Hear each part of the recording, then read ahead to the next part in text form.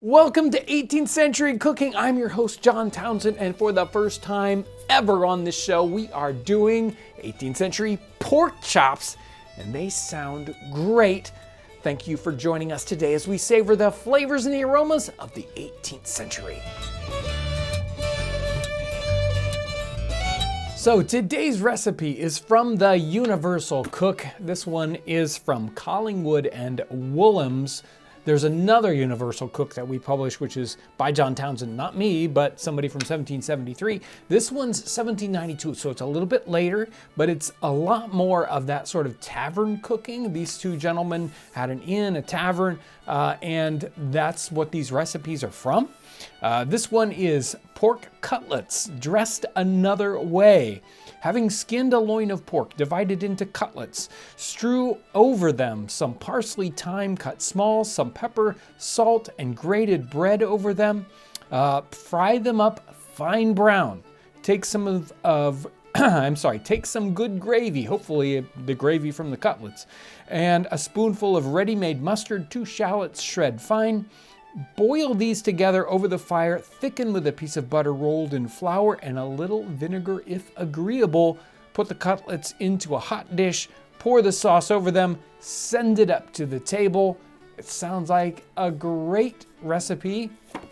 One of the things you'll hear about in the late 18th century, early 19th century are places you would get food, sort of like primitive restaurants called chop houses in the 18th century. But they cooked something just like this.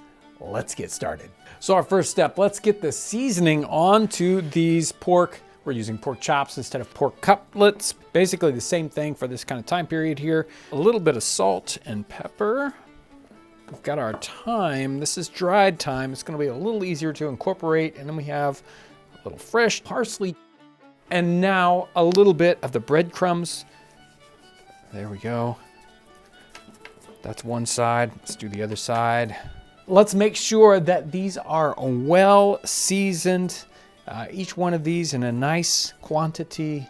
Once we have these seasoned, we're gonna put them in the pan with some butter. We wanna make sure that our pan is nice and hot so we get a good sear on that bottom.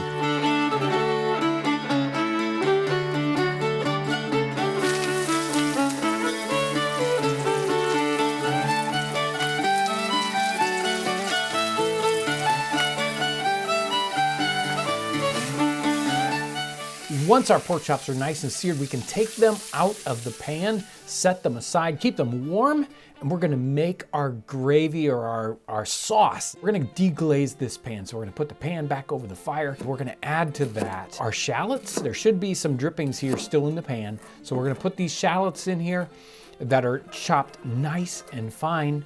If you need some extra moisture in here, we're going to add broth. In the time period, they probably would have gotten a lot more drippings, or gravy as they call it, out of their pork chops. Even though the recipe talks about possibly adding some vinegar, I think our mustard is going to bring enough of that acidic flavor in that it'll be just fine. One of the classic things that goes in here also is a ball of butter rolled in flour to help thicken that. Once this is thickened up nicely, it's ready to be poured on top of our cutlets, or pork chops in this case. There they are. They look great. They smell tremendous. Even before they got in the pan, they smelled good. And so now the kitchen is smelling wonderful. Let's give them a try. I've got a little piece pre-cut. The shallots in this sauce really are a perfect addition to this. It's got, it's nice and thick. We've got all those wonderful spices that were in the pork chop, and of course they've come through in the gravy as well. And the pork chops turned out just the right kind of, tender. Really, really good. And I'm not a big fan of mustard, but it is great in this sauce. Just that little bit of vinegary flavor that comes in. Perfect, perfect. Finally, we've gotten to do pork chops, and wow, they are definitely worth the wait. You've got to try these.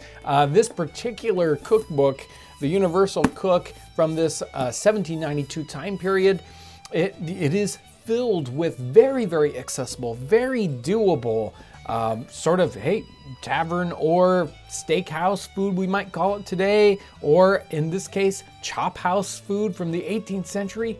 The perfect combination, a great, wonderful cookbook, and a super recipe. You've got to try this recipe, but if you want a similar one, check out this steaks fried in ale. It is really good too.